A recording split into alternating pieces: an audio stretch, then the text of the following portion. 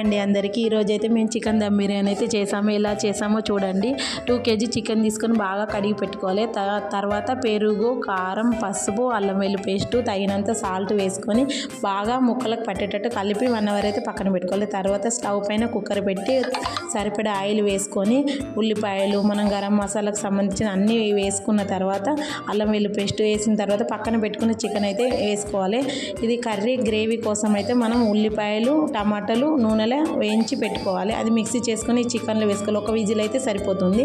తర్వాత 2 kg rice అయితే నానబెట్టుకున్న రైస్ని ఒక గిన్నె పెట్టి స్టవ్ పైన వాటర్ వేసుకొని అందులో పుదీనా, కొత్తిమీర, మన బిర్యానీకి సంబంధించిన బిర్యానీ ఆకులు, లవంగాలు, ఇలాచి, మనం షాజీరా అన్నీ వేసుకున్న తర్వాత కొంచెం నెయ్యి కూడా వేసుకొని బాగా మరగబెట్టుకోవాలి. మరగబెట్టుకున్న తర్వాత ఈ నానబెట్టిన రైస్ను అయితే అందులో వేయాలి.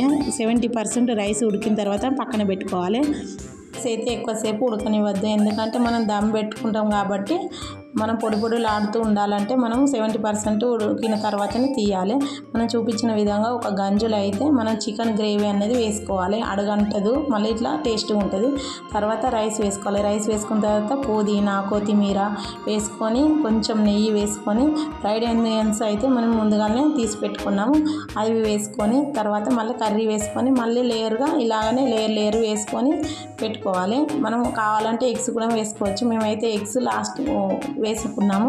ఇలా వేసుకున్న తర్వాత 20 నిమిషాల పాటు మనం దమ్ పెట్టుకోవాలి.